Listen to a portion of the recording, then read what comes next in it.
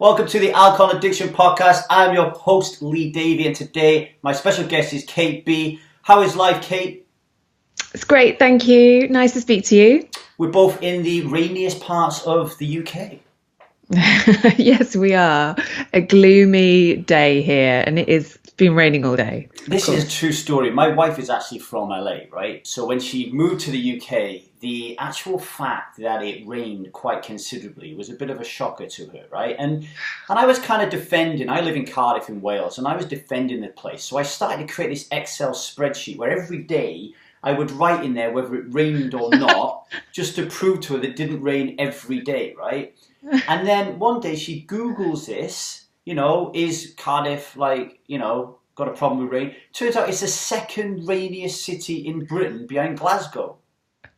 Oh, I admire your attempts, though. I mean, it must be hard for her to adjust. That's bad. My attempts at that Excel spreadsheet are classic male need to Yeah. be right under any circumstances, and I'm always wrong. Of course you are. Let's start with I tell you what, I was looking through your blog and your website, and I was just kind of having a gauge of your journey, and I thought I would start by asking you a question on something that I read, where you said at some point during your drinking career, we'll call it, you started to feel different to your friends, and I felt like I'd been there before. And worse than that, I'd seen people go through that who didn't realise they were going through it, or if they did, they were ignoring it. How did it feel when your friends started to reduce their intake as they got older and you didn't? What was going through your mind and your emotional state at that point? Yeah. I think with hindsight, I can see that I always drank a bit differently to them, but I perhaps didn't realise that at the time. I loved alcohol right from the very beginning. I thought it was very exciting and glamorous, and it transformed me from this very shy and awkward teenager into someone who was a bit more confident. But I left school. I went to university where drinking is more or less compulsory. It's a hobby. It's what you do. It's how you socialize, and everyone does it. Yeah. I mean, you go out specifically to get drunk. So I was sort of in good company there. But what I found was that after I'd left uni and I started, had a job, and that people were reducing their drinking. It was becoming more of a Friday and a Saturday night thing. And then eventually maybe only one of those nights. And people were settling down and buying homes and getting married and starting families and generally reining it in. Whereas I didn't feel as if I wanted to rein it in at all. If anything, my relationship with alcohol had become a lot more established, and I wanted to drink on Wednesday and Thursday and Friday and Saturday nights. And of course, increasingly, it kind of became all the other days as well. It was very lonely. And I tell you what, as well, it was very confusing because we have this cultural attitude towards booze. It's very pro booze. We love it. It's cool. It's the thing we do. And yet it's also quite shameful when you drink too much. So it's really confusing. Because whenever I talked about maybe stopping drinking, people were like, "Oh, why would you do that? That's ridiculous." Confusing and scary, really, to feel so different from everyone else. It is. It's like, I don't know about you, but I don't really have. You get some people who are affected by trauma in their history, which leads them into addiction and alcohol. And then there are people like myself who were, okay, I'm sure there is some form of trauma somewhere in my life as a child, but it was nothing like, horrific traumas that we hear about. And mine was very much a social conditioning route. I drank alcohol because it was cool and everybody drank it, and I was just going to go down that route. And I think for me, it definitely stemmed from the fact that I didn't want to be different. than everybody else. Is that how it felt for you? Yeah, yeah, massively. Yeah, you're right. There is that social conditioning around it. And I, like you, I'm very fortunate really. I don't have some traumatic event in my past. Mm. It's taken me a long while to realize that you can have other sort of smaller traumas, the pressures that we're under to, look a certain way, act a certain way, the pressures that we perhaps put on ourselves. Those can all be quite stressful actually and lead to drinking. But the social conditioning around it is such a big, big issue. Mm. And for so long, I think that's why I couldn't even contemplate stopping drinking. Because for me, taking away alcohol also meant taking away all my friends and my social life. I just thought all of that would go. And I'm pleased to say it hasn't. Or, maybe things have changed. Some relationships, have changed. But when you think in those black and white terms, and I know I'm not the only one that does this, when you think like that, no wonder like sobriety seems not a very exciting prospect. It is really difficult, and because you don't, if you do this successfully, you don't just quit alcohol. I always say to people, if you want to quit alcohol, let's focus on your life. Let's focus on your lifestyle choices, what you want your life to be like. Let's forget about the booze, okay? Let's work on your life. Booze will just come along with that. And once you stop drinking alcohol, why are you going to smoke? Why are you going to take drugs to numb out certain sensations? Why are you going to overeat? Why are you going to fall into this habit of, having a terrible sugar addiction or whatever? You're going to want to be healthy, and you're going to want to, you will change. And I find that not only will people ostracize you because you don't drink alcohol, but they will also ostracize you for choosing to be vegan, for choosing to not have people who smoke around your children, to choosing different detergents that are environmentally friendly. And it just goes on and on and on. And you have to somehow find that inner strength to hold the contrary view and be comfortable and authentic about yourself, right? Yeah, no, I completely agree. I had a really strange experience yesterday. I've been running the sober school whilst doing another couple of jobs in the background. Uh-huh. And I left my sort of proper job yesterday. And as a leaving present, I got a card, a box of chocolates, and a bottle of Prosecco. And these people, they know I don't, all my friends at work will know that I don't drink. Yeah. I think my boss knows I've had this discussion with him. But yet it's just so ingrained. Oh, when people leave, we always get them a bottle. And I was just absolutely flabbergasted. But that kind of shows to me how much there is this element of, this is what we do. We drink, this is how we function. I always get my friends always say to me when I go to, my old friends, because I'm like you, when I stopped drinking alcohol, I actually didn't look forward and perceive that I would lose all these relationships. I had a different view on it actually. I actually gave up drinking to save my first marriage.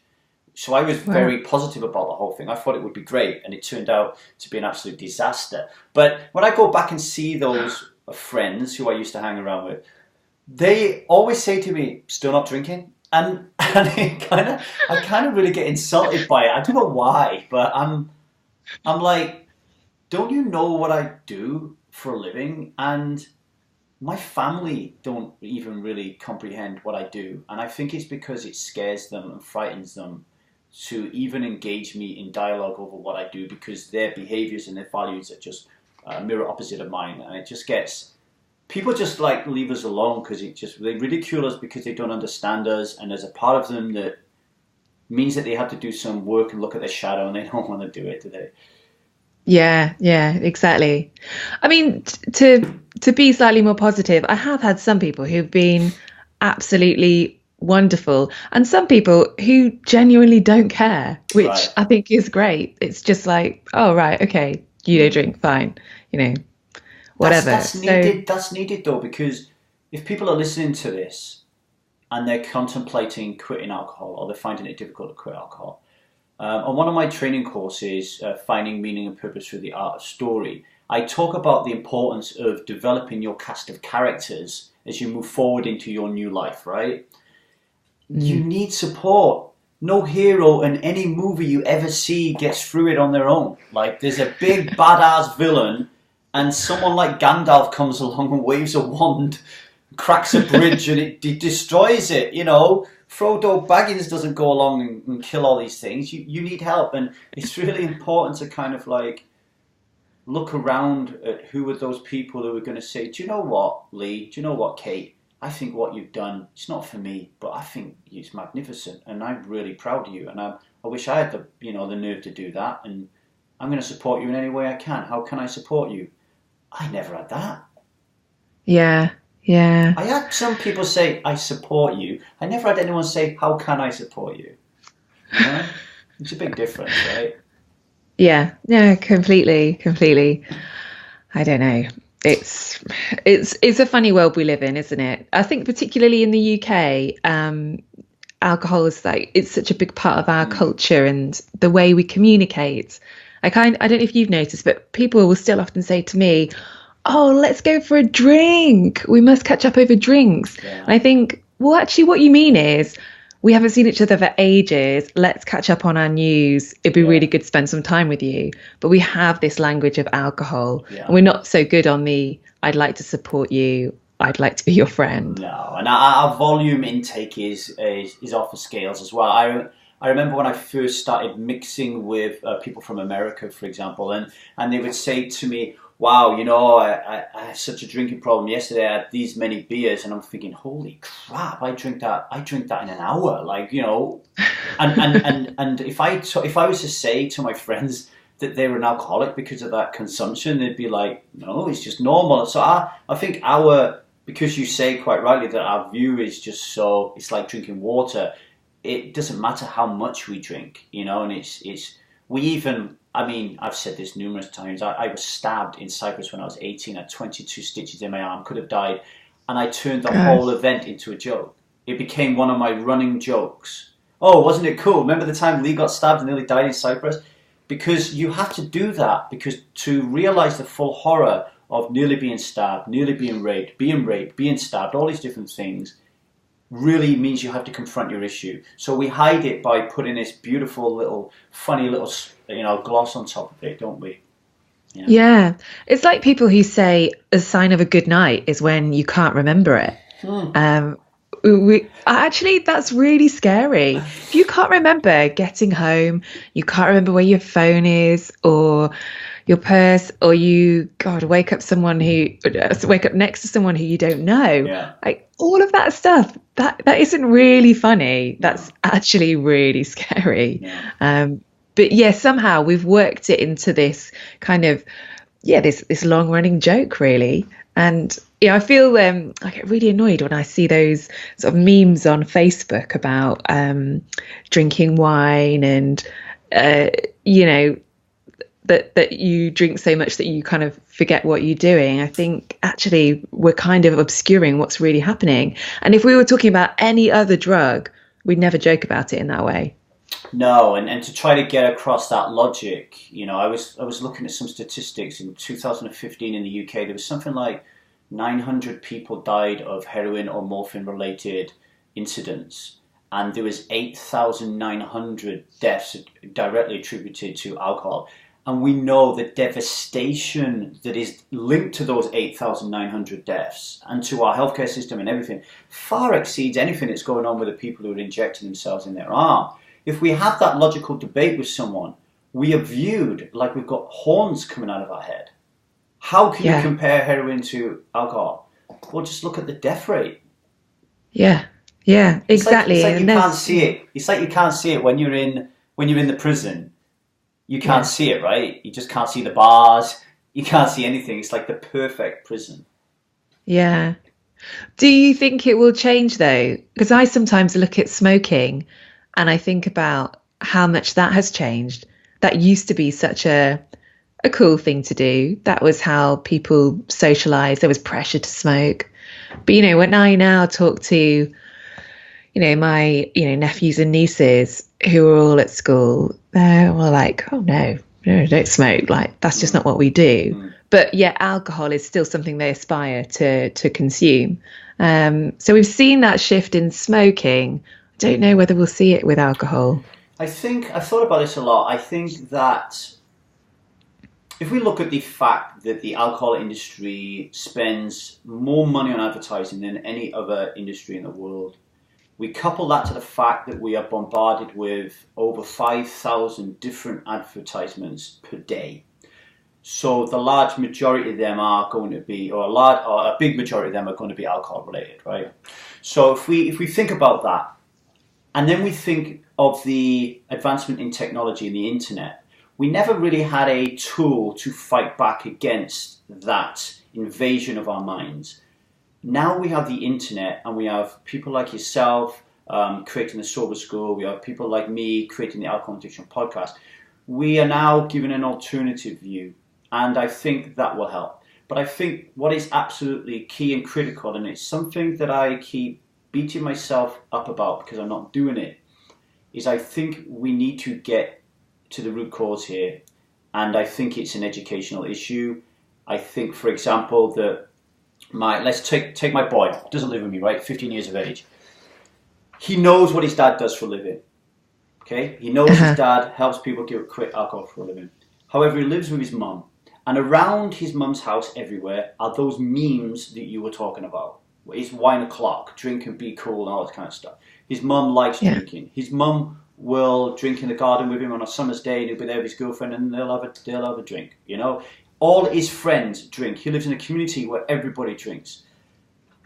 To me, parents need to be educated, and that is difficult. So I think we need to get into the schooling systems. I think children need to be educated to view this differently, because at some point in the future, we will break this, but it will be a generation of kids who break it, who were taught differently when they were younger, because at the moment, I think peer pressure is huge. I think my kids' friends have more of an influence over his choices in life than I do. I really do. I'm sure you're having an impact, though, just to have that kind of knowledge in the background. I hope would sort of offset those two parental influences. I think he will. I mean, all I can do is be a role model. I can't tell him what to do. So we went for dinner the other day.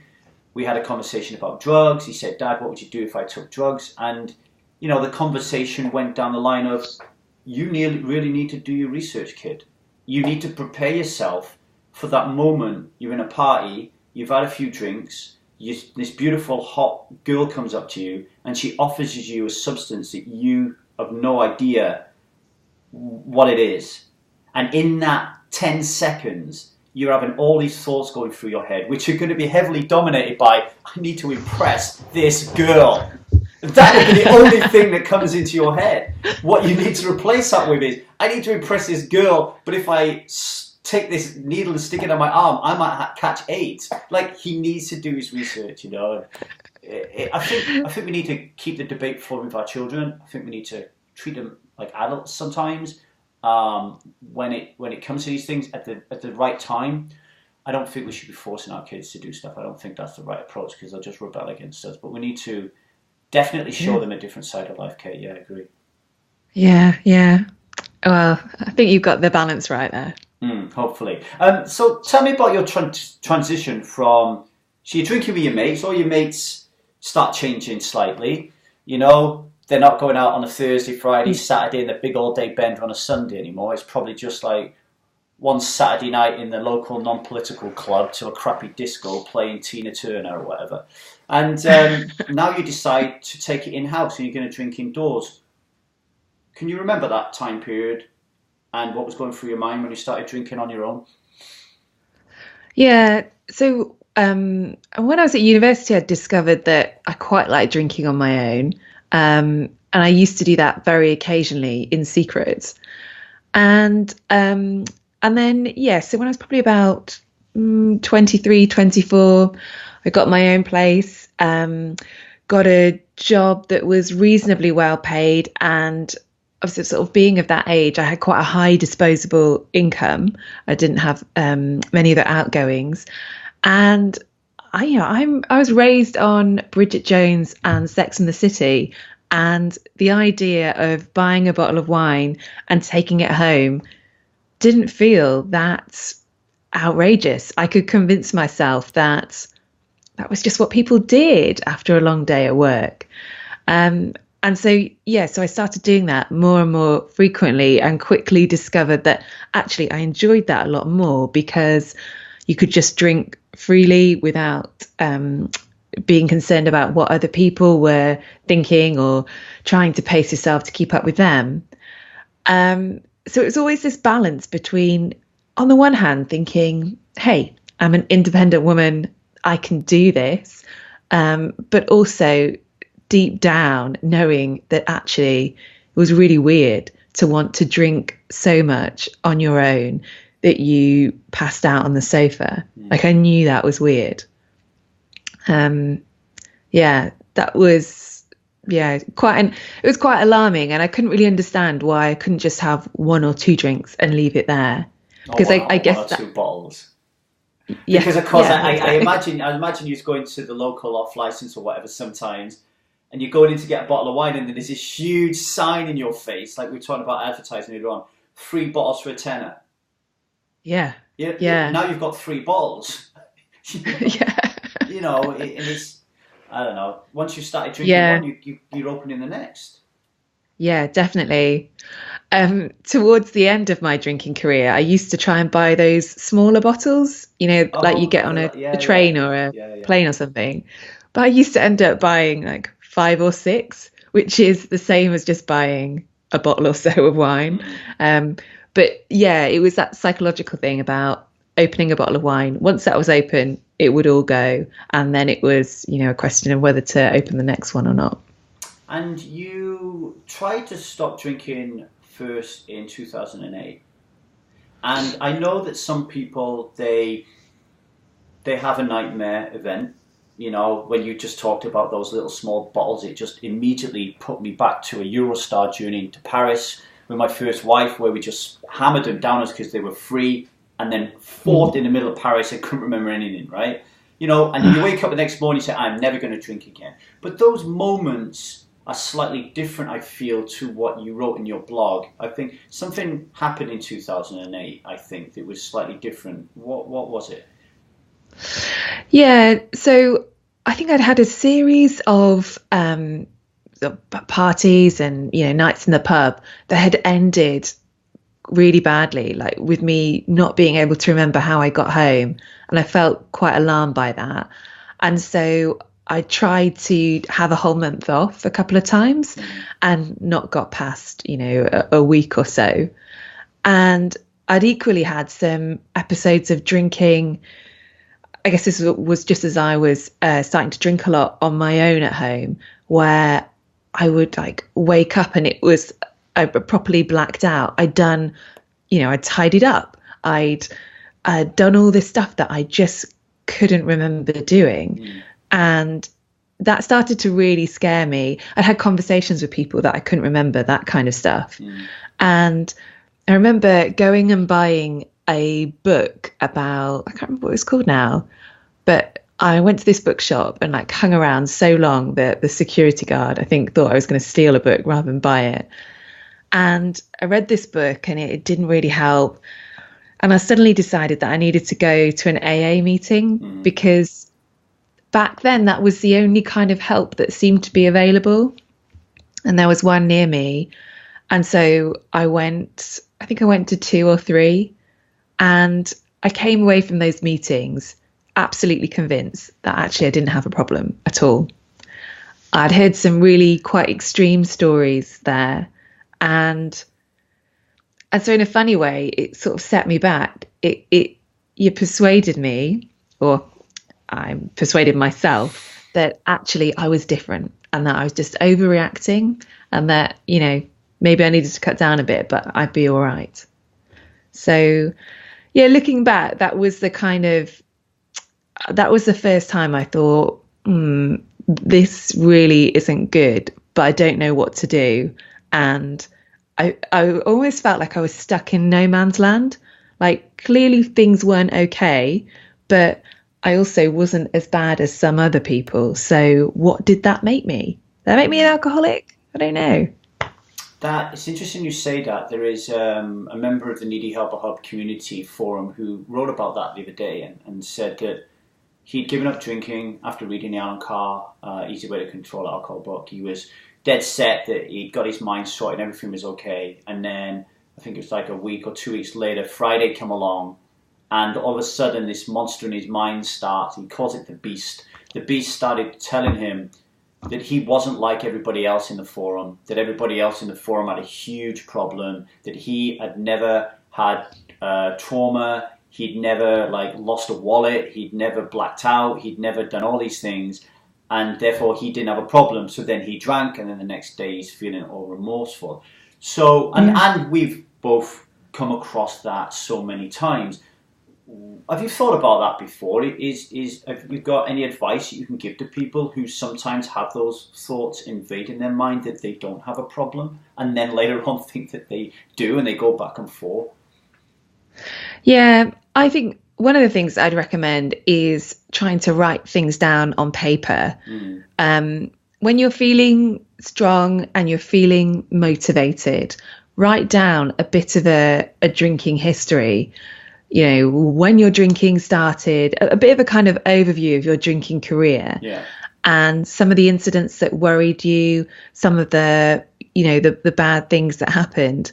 Because sometimes when we're caught in that moment of, oh, it's okay, really, I'm fine, it's so hard it's so easy, I suppose, to just forget all that stuff and forget the really bad things that have happened to us and how we felt when we woke up the next day. And I think only you know really if you have a problem, and it's really important not to be influenced by other people's assessment of your drinking, because that all comes, as we've discussed, it doesn't come from a neutral place. No, it comes from a bias. Yeah. One of the most helpful things that someone said to me in early sobriety was, look, if you could really just have one or two drinks, you'd have figured out how to do that by now. Like, giving up alcohol wasn't your first choice. You spent ages and ages and ages trying to have just one or two. There's no secret to it. If you could do that, you would have done it by now. So yeah, I personally now, I think it's so much better to just not drink, because when you have one or two and you really, really want more, think of all the control you've got to exercise over that. It's not very nice. No, and I actually answered his post with just a question, which was, basically I said, you love the way it makes you feel. It's never caused you any grief. It's never caused you any pain. It's not a big issue like it is to everybody else. Why do you want to quit? Question mark. And I think when people get into that mode of thinking, it really helps to write a list of all the reasons you think alcohol is so bloody great for you. Because this is about being happy. And if quitting drinking alcohol, and we've just both said it's really tough, right? It's not for everyone. It's really, really difficult. You get judged. You lose people. Your life changes. You don't just quit drinking and all of a sudden life is just amazing the next day, right? So you need to write a list down of all these things that alcohol, all these good things that you think alcohol does for you. And then you need to look at them through a different lens, and you need to inject logic. And there's a good technique in CBT called the triple column technique. I'll put some comments in the notes here, where you basically, you say, oh, a good example is alcohol. I cannot go out and have a good time without alcohol. Like every time I go out with my mates, like I have a great time, and if I don't have alcohol, then I'm going to have a really terrible time. If you really look at that distortion, and then you inject logic, you realize that if me and Kate went out tonight and we drank a load of alcohol, the good time that we had would be prior to us losing our compos mentis, and it would come Yeah. through our communication, our connection, and our dialogue.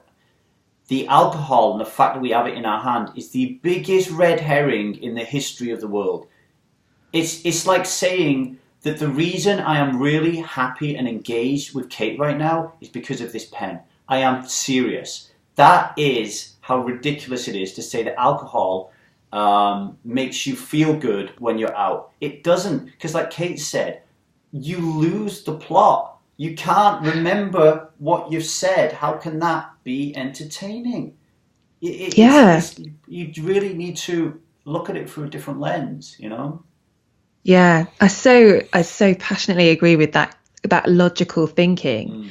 Another good point along those lines is that if alcohol really was this magic ingredient that was so essential for a good time, then why have we all been to parties that have been absolutely rubbish?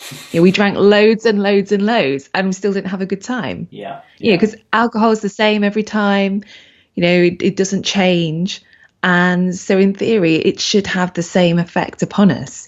But as so many of us know, I mean, God, the number of times that I've been out and ended up in an argument, ended up crying, or just didn't have a good time. I mean, find it hard to believe that alcohol is all that if it can lead to me behaving in that way. Well, the other one that immediately springs to mind when you use the party analogy, talking about logic, is the person who believes they're a wine connoisseur who will not purchase a bottle of wine less than 50 quid. And believe you me, I've been this person I'm now about to slightly mock, right? And they will only drink these wines because they taste a certain way. So they take one or two to a party. They drink them and refuse any other alcohol because it's beneath them, right? It doesn't taste right. Now they've drunk it and there's nothing left. You could give them rat poison and they would drink it. You could give them 3 bottles of 10 butt crap from the corner and they will not even know the difference and they will never turn it down, which means that the logic of I only drink alcohol because it tastes nice is another myth that you sell yourself to keep you addicted. And one last thing before I hand the mic back over to Kate. When Kate said there that it's important that you write things down.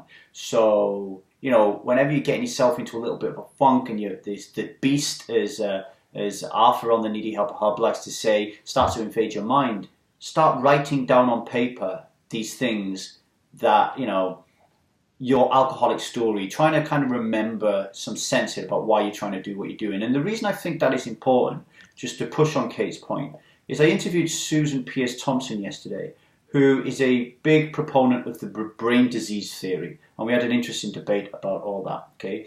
But Susan tells her clients, and she runs Bright Line Eating, which is an eating, helps people with weight loss. And she tells people, when you want that cookie, it feels pretty shitty. And you feel a sense of loss, and you feel bad. But learn to suffer, because eventually, and it's not a long time, it eases off and it disappears. So there's this space of time between you wanting to crave and you not wanting, and then it disappearing at some point, right? Well, rather than just have this vacant time waiting for your craving to disappear, fill it with what Case just said.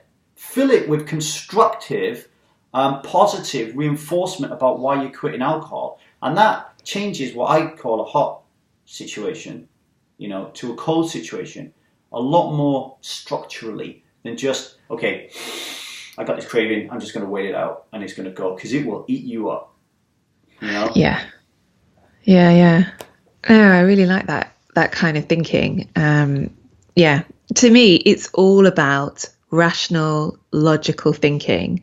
I feel that the minute you put alcohol up on a pedestal and you talk about this wonderful, magical thing that you've had to split up with and leave behind, that's when it's always going to be really hard. So I've worked really hard in my sobriety, and it's sort of kind of part of what I do with the sober school. And I kind of feel we're on the same lines here, to really, pick apart those thoughts, those assumptions, those beliefs that we have grown up believing, and to try and, spin them around and analyze them and come away, with a better understanding of what alcohol really does to us, mindset wise, and, to our bodies, because it makes it a lot easier to leave that thing behind when you take it down off that pedestal. Yeah, I think when you start injecting, I think it's worked for me anyway, when I started injecting the logic and the rationale and really questioning I call them the 7 spells of sobriety. I think you have something similar in the sober school, the myths behind why we drink. And once you start picking those apart, I became very angry because I suddenly realized that I'd spent 35 years of my life reducing my lifespan and seriously deteriorating my quality of my life for nothing. Because nothing, all the perceived value I actually thought I was getting never existed, And I'm interested in your thought in a debate that me and Susan had yesterday during that Alcohol and Addiction podcast episode, which will come out in the future. And it was around this thinking of rational, logical thinking. She was absolutely gobsmacked and couldn't believe that I quit alcohol and smoking just by changing the way I thought about these things. Because obviously the way that Susan has been educated, and she's far more educated than I am, when it comes to these things, I bow down to that superior intellect, is that I must have something wrong with my brain, right? So she was gobsmacked that I did that, and I started speaking to her. What worked for me doesn't work for everybody, right? So I've been reading this great book by David Burns called Feeling Good, where he talks about depression and anxiety, and he uses CBT techniques, right? And he said that 2/3 of his clients will come through, patients, not clients, suffering from depression, and using his techniques, injecting rational logic, 2/3 of them are cured literally within that session after suffering from these tragic depressive moments for 30, 40 years, right? But he still had 1/3 of people who he couldn't touch. Like he said, I would almost end up verbally fighting with them. It would be such a scrap over this. And he did a lot of research around it, and he said that the key lay in resistance. That there are some people who have such an inbuilt resistance to want to change, because although we all know that we want and desire that change, the brain's mechanism and the way that it searches for the easiest route in everything that we do means that it's easier not to change. So I said that really riled Susan up, because she's obviously thinking about, like she said, I'm there with a crack pipe in my mouth at the desperation of the world, and you're telling me that it's just in my head, right? And I really do believe it is, but I also have to respect that it's hugely difficult for a lot of people, and a lot of people go through some horrific traumatic experiences and are not able to change. What is your view on that? I'm very interested in it. Yeah, so I don't really believe that we have a disease. I wouldn't say alcoholism is a disease personally. I don't think there's anything wrong with my brain or yours. What I think is that we grow up in an environment where alcohol is presented as a coping mechanism, and it's one that's endorsed by people at all stages of our lives. Our parents, our friends, the people that we love and respect. And so we see alcohol as a way of dealing with any uncomfortable emotion. And as we progress through life, our kind of default position, if you like, is always to turn to alcohol to help us deal with any uncomfortable situation. I don't feel it is a disease. It's just a slightly kind of, it's a way of thinking that can be altered. But I think you pick up on something really important there, which is the resistance. And I'm sure you, like me, have worked with people who are whose first response is always, well, it's different for me. that won't work for me. Yeah. No, I can't do that. And I think there's an element of we want so badly to change sometimes, and we hate the position we're in, yet we know that place. We're kind of comfortable there. It's horrible, but we feel at home there. It's scary changing. It's scary doing different things. So I think resistance is a massive issue. But the idea that you might have a diseased brain, that you might be sort of set up for a lifetime of deprivation and misery, that doesn't reflect my experience and so many of the people I know that don't drink. I know it's a kind of controversial thing to say because so many people would disagree with that. And ultimately, we have Alcoholics Anonymous, that is one of the most vocal voices in the addiction and recovery community. And I think there is an element of they've been the lone voice for a long time. And perhaps people have thought that that is the only way to do it, the only kind of belief system there. And, I think it's up to other people to try and challenge that. I think you make some excellent points, and I think it's a good time in the podcast to explain to people that all this is linked. And I don't want to go all Noam Chomsky and start kind of like saying that, Americans blew up their own trade towers and all these different conspiracies and aliens exist, right? I'm not that guy, right? However, we were talking earlier on about societal conditioning and how we in the UK, a lot of us, are literally programmed. Our operating system is wired from birth to drink alcohol in the same way that we're wired from birth to have a certain religion, to have certain values, to eat certain foods and to not eat others, to have a view around whether we're going to buy a lot of gifts or not a lot of gifts at Christmas, whether we give Easter eggs or not. All these things are programmed into us at birth, okay? I went to the doctors yesterday and I have a hypothyroid problem. And I had a list of questions I wanted to ask the doctor because I'd done my own research. I was sat in the waiting room and I realised I was anxious. And because I've now got into a habit of writing down my anxiety in my app, not an app, an Evernote, straight away, I realised that went all the way back to when I was 8 years of age and my mother told me that my dad wasn't my real dad and that I was Chinese and that all the kids taking the mickey out of me were doing so for a reason because I was different. And suddenly I realised that I was anxious because I was about to be different. I was about to go into the doctors and I was about to ask him questions, okay? In the end, it went tits up. We had a huge row because he was very disrespectful to the fact that I'd done my own research.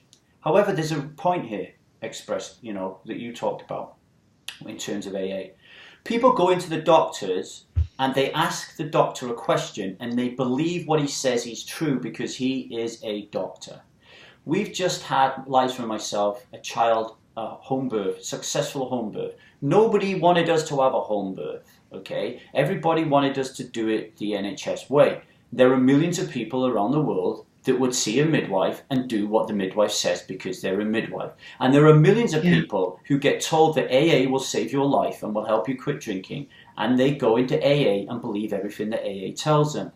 This is all linked. It's all about being a robot, a machine, a sheep. It's about following the flock. And it's all linked because our brain, and I keep saying this, doesn't want to work. We are overloaded with so much stimulation that it is desperate to just chill out and sleep and just take the easy route. And the easy route is to just go into AA, and if AA tells you that you need to believe that your plant is a high spiritual power and that you're an addict for the rest of your life, if that's what they say in order for it to work, then that's what you will believe because we're programmed to believe that way. Yeah. Yeah. I couldn't agree more with you. Yeah. Because sometimes I wonder as well if, and I sound terribly critical of AA. I do think it has its merits.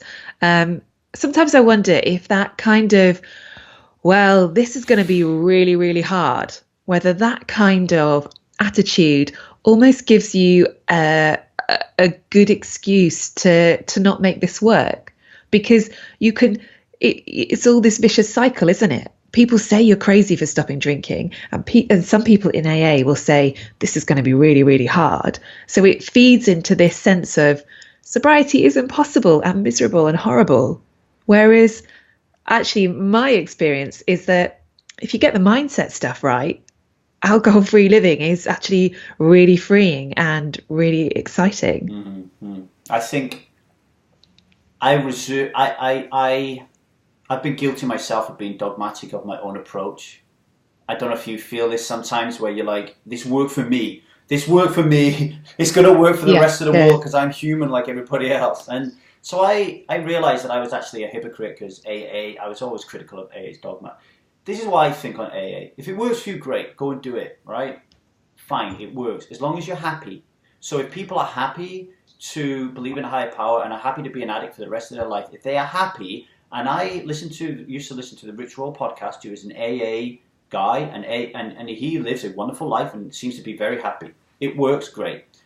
Until AA and any other organization like that come out and produce metrics to show their success rate, I cannot have an opinion on whether it's successful or not. And the only studies I ever see published that people have done work on these things always show AA to have a very, very low success rate. And that means, instead of looking at it as, oh, well, they're helping 20% of people who go through. No. They're taking 80% of people away from a better approach. And how damaging could that be? That's what I think about AA. And it makes me look at my own work and say to myself, am I just talking a lot of nonsense and maybe some people are getting it or not? Or do I have to some point introduce some metrics to see if I'm actually being successful here? Because what is success, Kate? Like, I remember the first person I ever helped give up drinking. Her name was Kareem. I was over the moon that I helped someone. I couldn't believe it, right? I was so proud of myself. I was so happy that she'd quit. I contacted her a couple of years later to see how she's doing, and she's suffering from depression. And I think, well, I failed. So it's difficult, isn't it? When you created the Sober School, how do you handle that kind of stuff, like the desire to want to help the world and the resulting failure when you don't? Yeah, it is really hard. I think I'm a doctor's daughter, and my dad always says to me, if you have 100 people on your course and 10 of them stop drinking, that is amazing. Like, statistically, that is brilliant. But I always encourage people to take my course and look at it as an experiment. It's 6 weeks. You don't have to want to quit forever. That is really scary. We don't use the F word. But as people go through that process, some of them will totally embrace the sober lifestyle, and that's brilliant. And they'll finish it feeling really free and really enthusiastic about it.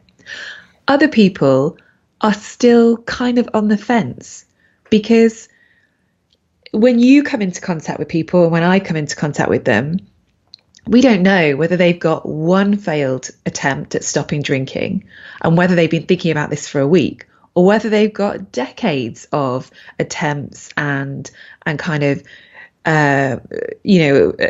attempts to stop drinking behind them. So people come to us at different stages.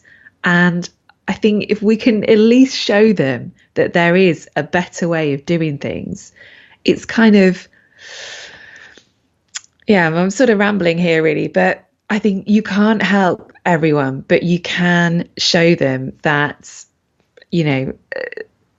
alcohol does not have to be this all-consuming, controlling power in your life. And even if they leave at the end with just a suspicion that maybe they can do it, that's, a really good thing. Yeah, I agree with that. And I realised that your Sober School is women only, right? Why did you make that choice? Why did you leave all those men out of your wonderful product? I guess I started off wanting it to be women only because I felt that women, I think alcohol has a particular appeal for women. We live in a culture where women can have it all now, which is great, but it also means there is this expectation that you will excel at your job and look after your family and look really good, and you better make it all look effortless.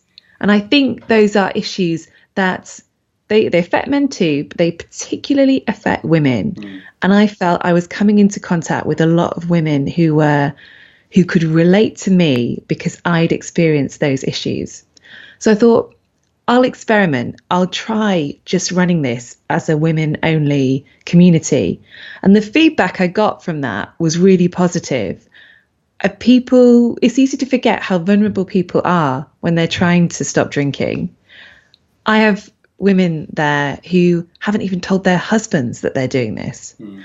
And the feedback has always been that they love the sort of safety and security, as they perceive it, of it being a single sex environment. So anyone could read my blog, and I love having men contribute kind of on anything I write publicly. But yeah, for now it is women only, but maybe I'll have to come up with a product for the men. I don't know. I interviewed Bex Weller a while back, and Bex does something similar. You know, she interviews women for women, and I was the first male that she interviewed on her site, and the reason that is I wanted to help her give a perspective to what it's like to be a man married to somebody who is a female with a drinking problem, and I thought that would really help the women in her site.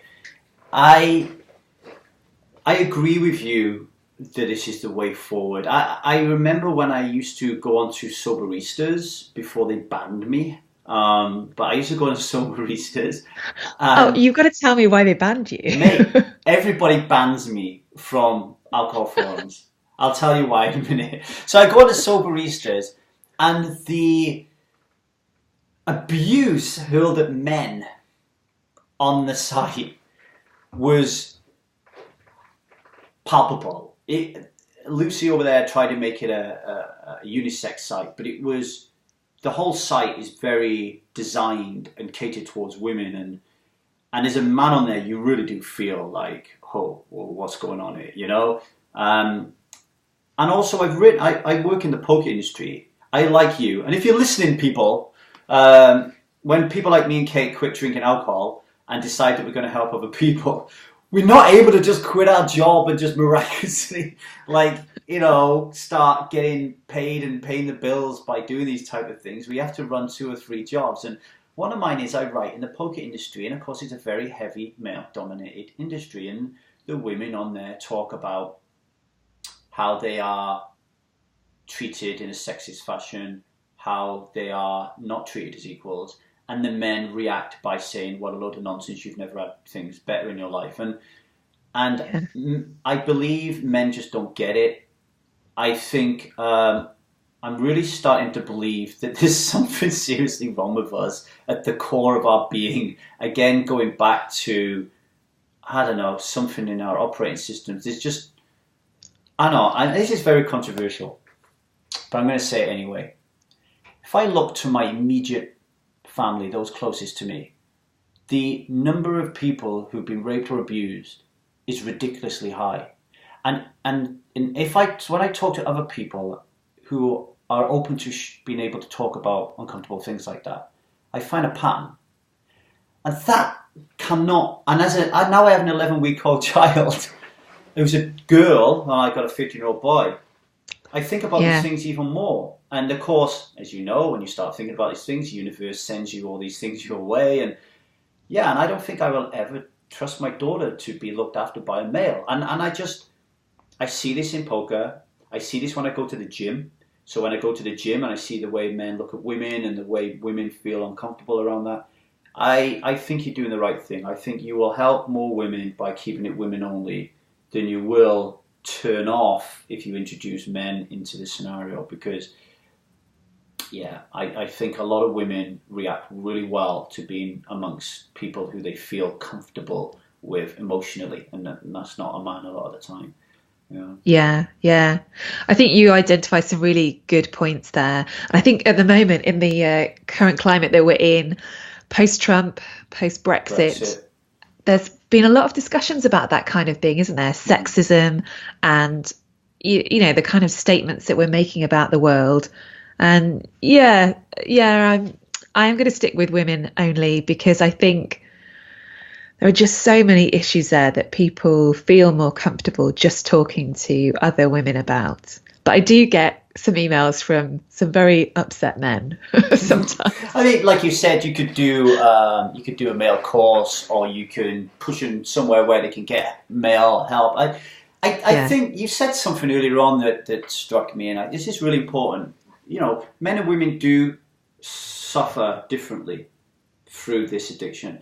You said something earlier on how horrific it is for a woman to wake up in bed with a complete stranger, right? Now, it might be thrilling in the heat of the moment, and I was listening to a podcast the other day. I think it was James Healy podcast of a sex therapist talking about how she's joined all these dating apps and she started to become a sexual predator type of thing. But that's very unusual. When I used to wake up with a complete stranger, I wasn't in shock. I would almost flex a muscle. I didn't have an app back then, but I probably would have I would have rolled over, asked her for a name, and wrote it in my app as a triumph. I would have definitely gone to the pub. I would definitely have said to the guys, "You never guess who I screwed last night," and I probably would have made a lot of my sexual conquest up because I couldn't remember anything, and I didn't care about sexually transmitted diseases, getting people pregnant because it was a morning after pill. Like, to me, it was just a very macho, very degrading to the female form way of being. And where did that come from?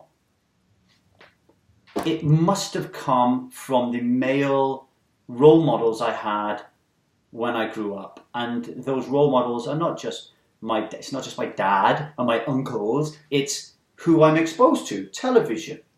In yeah, general, if you're a child, they're your role models. It's the people you've seen on TV and stuff. And today, a rape scene on TV is almost part of the fundamental building blocks of building a movie. yeah, Yeah, you've got a backstory, an inciting incident, an all is lost moment. You must have a finale where you beat up the villain and win. Where are we going to fit the rape scene in here? It's become an absolute joke, and I'm getting on my soapbox here about a completely different thing. But I do think it's important. I think when women are out there, I think they have to really take care of themselves. And you can't do that when you're struggling down the high street in your short little miniskirt after drinking 7 bottles of gin, and there's a car slowly following you with a load of guys just watching and waiting for the moment to pounce. I'm not making yeah, it up. yeah. It's a reality of what happens in the world. But that scene you described, you waking up the next day and kind of flexing a muscle and feeling proud, I can't think of many women who would feel the same way. No, I know, I agree. They would I mean, feel I'm sure there are bad. one or two, but They will feel degraded and yeah, and yeah, and and shameful. yeah, I yeah, don't think men feel like that. There will be some men who do, but the yeah, minority of men who feel shameful will match probably the minority of females who feel like it's a conquest. yeah, We're yeah. different. We're very different, And sometimes I just turn on Planet Earth with David Attenborough, and I see the animals going at it, and I'm like, oh yeah, that's where we get it from, you know. Yeah, I totally agree. Love that program. um, Kate, just want to say thank you. We've reached the hour mark. I just want to end by what I usually do, just saying thank you, really, for. I want to thank you because you said earlier on that one of the reasons that you drank alcohol is you was a little bit shy, and that alcohol enabled you to put on this mask that enabled you to fit into society. And to then quit, and instead of going back to becoming that shy, retiring person and, you know, getting on and doing well in your job and getting married and having kids and stuff, you chose to really show the world that drinking is not the way to solve your anxiety issues around fitting in. Being strong and educating yourself and having a meaning and a purpose is a way of getting rid of that anxiety. And I think that acts as a real role model to people listening to this, thinking, well, if I stop drinking, I won't have the confidence to do anything. Kate is an example of the hard work and the slog, what comes of that with products, you know, the Sober School and the Getting Unstuck course and all the great blog posts. So yeah, I thank you for that, and we need more Kate B's. Oh, thank you. That's so nice of you to say. I would just say, as a kind of final thought, really, that I drank for a long time. Not as long as some people, but I had gone through a massive change during that time.